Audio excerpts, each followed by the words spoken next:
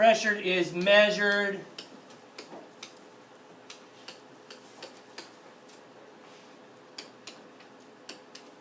by using a force applied over an area.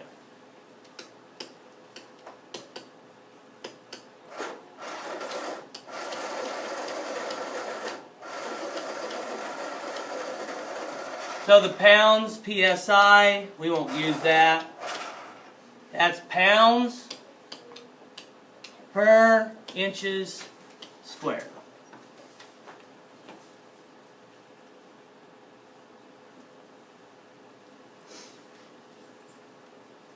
Pounds per square inch. Okay. So pounds is a force, right? You guys, that sometimes you get on a kick where you want to lose some weight, you want to, and in older people tend to maybe start doing this a little bit more because their metabolism gets a little bit slower, and things they eat tend to, unless they are active, tends to add on pounds. So when we look at pounds, pounds is a force, and get on the scale, that's a force of gravity pulling you down.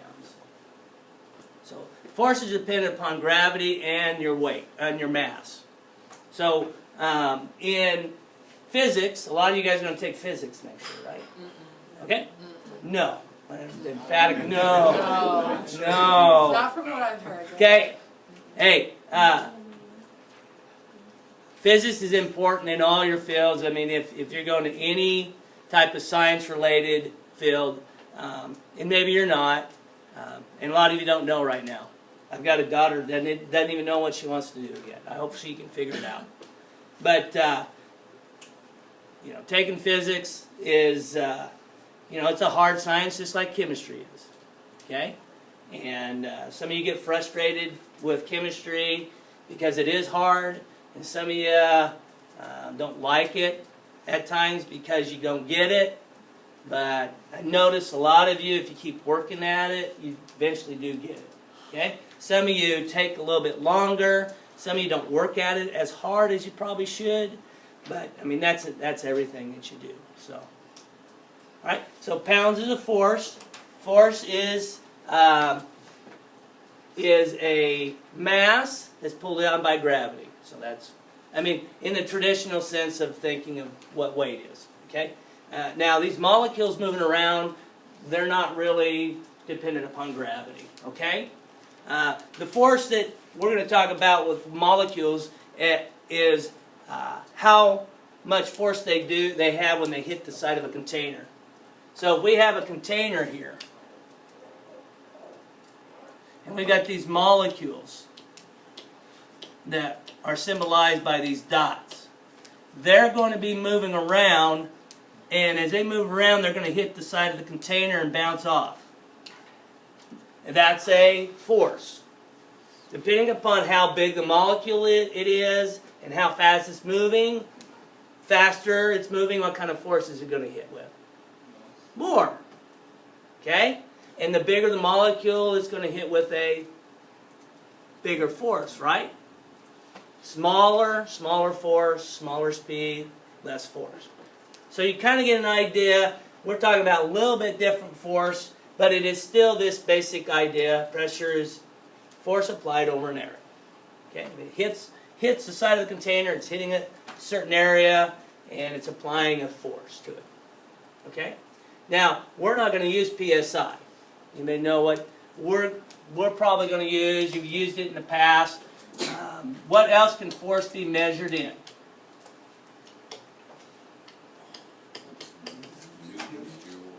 Newtons, right? Joules is work. Joules is energy. So units that we're going to look at would be newtons. Okay? So newtons. You know who that's named after, right? Isaac. Sir Isaac Newton. What did he do?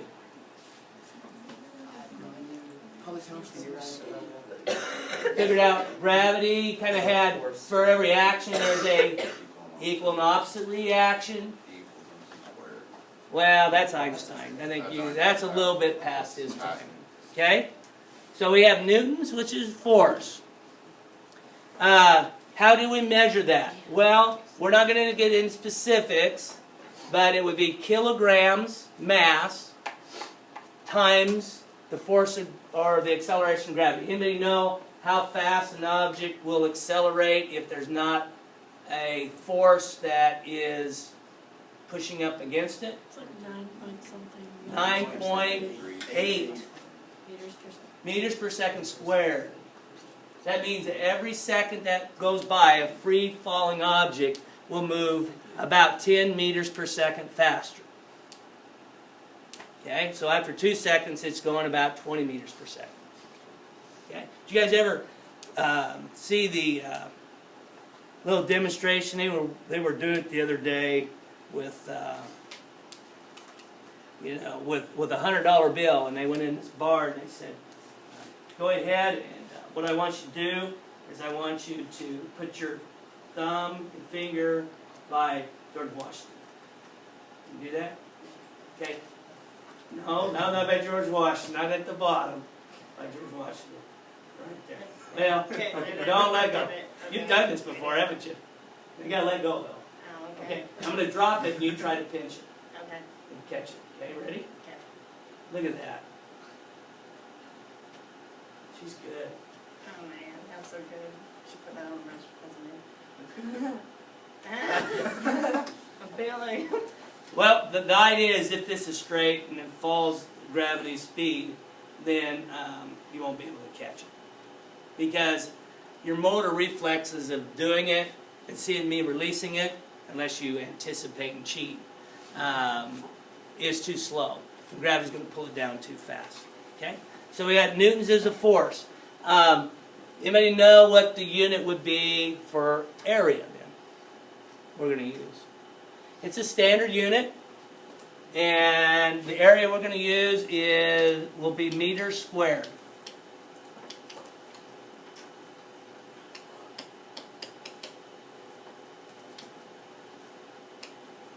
Meters squared. So you think about a meter.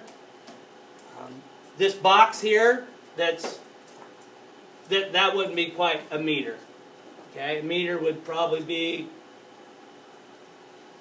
a little bit bigger than that. So that's a pretty big area that we're talking applying a pressure to. Okay? So pressure equals force over an area. Okay? So then what we would put in is newtons per meter squared. Now, we're probably not going to use newtons per meter squared that much, other than talking about pressure, looking at force over area. There's other ways to measure pressure, and I'm going to introduce those to you here real quick. Okay? Newtons per meter squared can be also simplified into pascals. So 1 Pascal, okay, 1 PA, and I'm going to put PA, and then down below I'll write Pascal, is equal to 1 Newton per meter squared. So what we're going to do is we're just going to combine newtons per meter squared and make it a Pascal. We call it 1 Pascal. So PA is equal to Pascal. Pascal. Okay, named after another guy that had worked with pressure. So a lot of these units are given importance because of kind of who worked with some of these ideas. So 1 Pascal is equal to 1 Newton per meter squared. I don't know that. I don't know that. Is there a Pascal triangle? Yeah, in math. Well, probably so. I would bet. He's probably, a lot of times there's connections between physics, chemistry, and math early on, so could be. I don't know. But I know that he worked with a lot with pressure and things related with pressure. So we have this, what's called a Pascal. And there's 101.3 kilopascals that we're going to use as a conversion. So these are going to be conversions. So some of you think I'm all around the board here. What are you talking about? What do you mean by these different pressures? So when we look at the basic unit, 1 Pascal, that's a Newton per meter squared. Okay? Air pressure has a lot of pascals. The air pressure in this room right now probably has around 100,000 pascals. And so we want to simplify it, not have such big numbers. So we're going to simplify it and convert it into kilopascals. So 101.3 sounds like a radio station. 101.3 kPa. That is a pressure that's in this room. Kind of about what's in this room right now. So, do we really feel pressure of the air? Do we really notice it? When do you notice pressure of the air? What's that? You go someplace higher or lower. Yep. Yep, I mean you can feel it because it's on the ears, inner ear, you can feel it. Where else? When it's humid. Kind of. It adds a little bit more pressure to it, but like the wind's blowing outside, we know that there's air there, right? Because it's blowing against us. Yesterday, it was blowing pretty good, so we realized that there was air and there's pressure there. But normally we don't feel, we live in this environment, we really don't feel it, that pressure. But that's how much pressure is about on our bodies when we look at all the molecules hitting us. Per meter squared, okay? So 101,300 newtons per meter squared, or we convert it 101.3 kPa. That's equal to 1 atmosphere of pressure, 1 atm. So now we're even simplifying it even more. We go, I don't like this using that number, 101.3. I'm going to simplify it. I'm going to say that if we have a pressure of 101.3, that's like 1 atm. So if I say we double the pressure, that's 2 atm. That's a lot easier than using 101.3 kPa. Okay? So this kPa connects back to newtons per meter squared. And 1 atmosphere is dealing with more with pressure. Okay? And then we've got one more on a barometer. We've got a mercury barometer here. And it measures pressure. And today's pressure is around 729 millimeters of mercury. That's today's pressure here. What happens with a barometer, it's filled with mercury, and the air pushes down on that mercury and then forces it up the tube. And it can only go up so far. And if the pressure gets bigger, mercury goes up higher. The pressure lowers, it goes down lower. So anytime you get, what's the barometric pressure today? And they usually have like 29.54 inches. Okay, they usually do inches because that's what we do in the United States. We don't really do much with metric. So, but what we're going to do is we're going to say that's equal to 760 millimeters of mercury. So we've got some of these different conversions that we may have to do from time to time.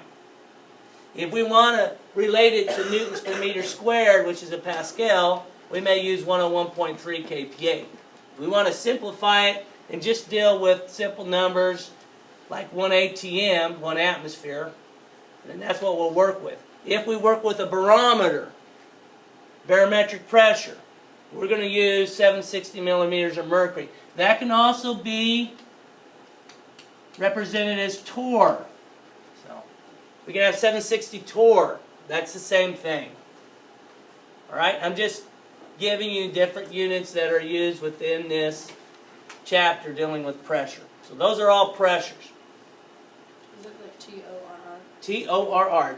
It's also a unit that's named after Torricelli. He's an Italian physicist, Torricelli. So 760 torr is the same as 760 millimeters of mercury. So I'm going to have you do some simple conversions with these three units. Okay? I want you to do these conversions A, B, and C real quick. And you guys will have no problem with these since you guys are math. Be able to do these really easy. 1100 torr is equal to how much kPa? Alright? we're going to say 0.76 atmospheres is equal to how many, we'll go millimeters of mercury on the barometer. What would that measure? And then C, we'll go 40.3 kPa is going to equal how many atmospheres? Do those three conversions.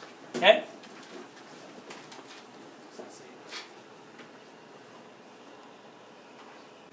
So anytime we have conversions, we know if one equals another, that gives us our ratio. So we've been doing conversions, grams to moles, moles to moles, millimeters to meters, all those. If you're given a set of conversions, you should automatically be able to take the measurement, like 1100 torr, put it out in front, and set up your ratio. And your ratio says that there's 760 torr in 101.3 kPa. And then do your calculation. Does that make sense? So all you have to do is say if this equals this, then you set up your conversion. Torrs cancel out, we end up with kPa. So that should give us 147. Right? So the next one, we want to do the next one, B. We're going to go say, okay, I got 0.76 atmospheres. Every 1 atmosphere has a pressure that is 760 millimeters. So I multiply it. Got my answer. 580. Okay? So that's all you have to do on What those. did you put above 1 each time? 760. For every Okay. 1 atmosphere, I have 760. So that's just my conversion ratio. My units cancel out. Alright? So anytime you got conversions that you're given information on, that's all you have to do. How is atmosphere a unit? Like, why did they decide to name that? Why do you have multiple atmospheres? Well, I think they try to do it to simplify it. What I mean by simplify it, at sea level, the standard pressure that is at sea level without any elevation is 1 atmosphere. So they're saying, all right, if I'm at sea level, the pressure I'm at right now, we'll say is 1 atmosphere. So if I go up in elevation, it becomes lower than 1 atmosphere. And if I go down in elevation, like Death Valley is like below elevation, then pressure increases because I got more air above me. So they just decided, let's simplify it. Let's come up with a standard pressure. We're going to say it's 1 atm. And they do that at sea level. And so today, here, we're probably like 0.96 or 0.97 atmospheres. What we would be at. Okay? That's why they do it that way. Okay? Want to introduce you into this concept that we're going to do a lab on tomorrow. And it deals with pressure and volume. So I'm going to give you the definition and then show you a setup of it. And then when you come in tomorrow, it doesn't take very long. We'll maybe do a problem or two with what's called Boyle's Law. And then have you go ahead and do the lab. Okay? Questions? Yeah? On C there, was that 40.3? Oh, I put 400 in my head. It was point. 40.3. So if you had 403, it'd just be, 3.98, Yeah. right? Yeah. So, got lots of dots up here, so it kind of makes sense. So Boyle's Law. Robert Boyle came up with a relationship between 2 variables, pressure and volume. So we already know a little bit about pressure. We know about volume. Volume can be measured in something like meters cubed, centimeters cubed, decimeters cubed, anything that's length times width times height. Okay? When we're like taking a look at how to do the calculation. If we're talking about liquid volume, it could be Right? And gas volume, it could be milliliters, it could be liters, it could be those type of things too. So he looked at the relationship between pressure and volume, and he found this characteristic. Pressure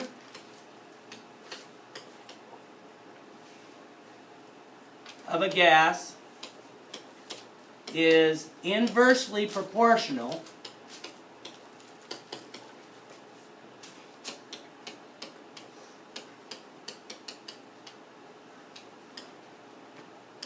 to its volume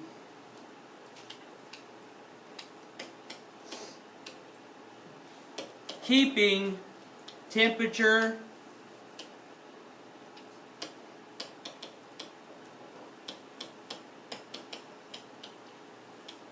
and the amount of gas constant.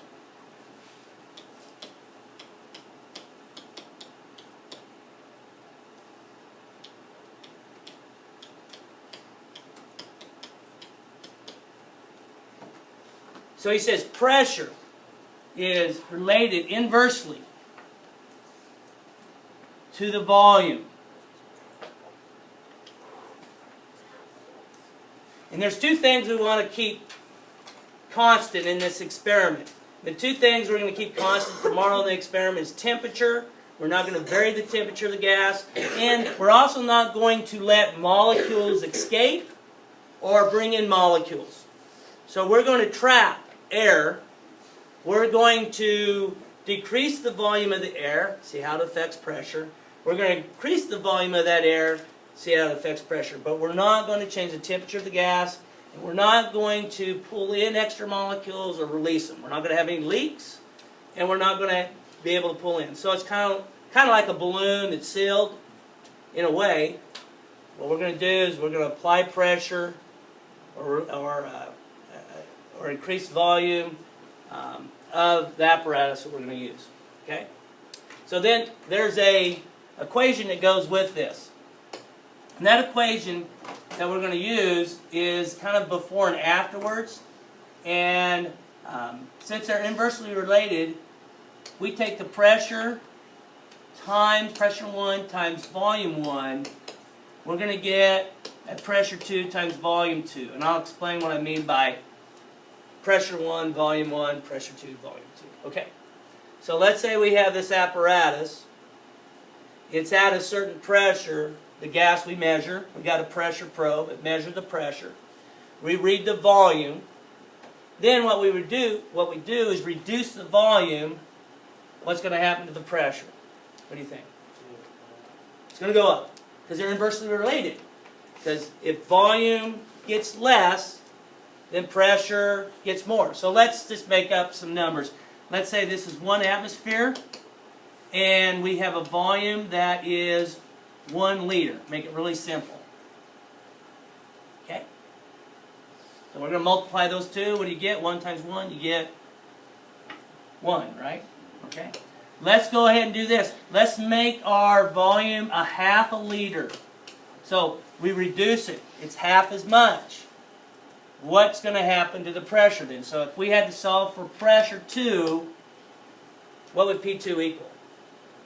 0.5. So I got to come up with 1. I have 0.5. What 0.5 times what gives me 1? What happened to my pressure then? It doubled. I cut the volume in half. The pressure doubles. So P2. So I can set this up and go, okay, I'm going to multiply that side. It's 1 atmospheres times liters is my units. Then I'm going to divide both sides by 0.5 liters, and that gives me P2, right? So I just divide both sides by 0.5, gives me P2, and that would be 2. Really simple. It agrees with our law. It says inversely. That means they move in opposite directions, inversely. Let's do another one, okay? P1 times V1 equals P2 times V2. Let's say the pressure is on the barometric pressure. Let's say it reads 1,000 millimeters of mercury. And let's say we have a volume of 50 milliliters. Okay? So let's say we double let's say we double the pressure. Let's say we make it 2,000.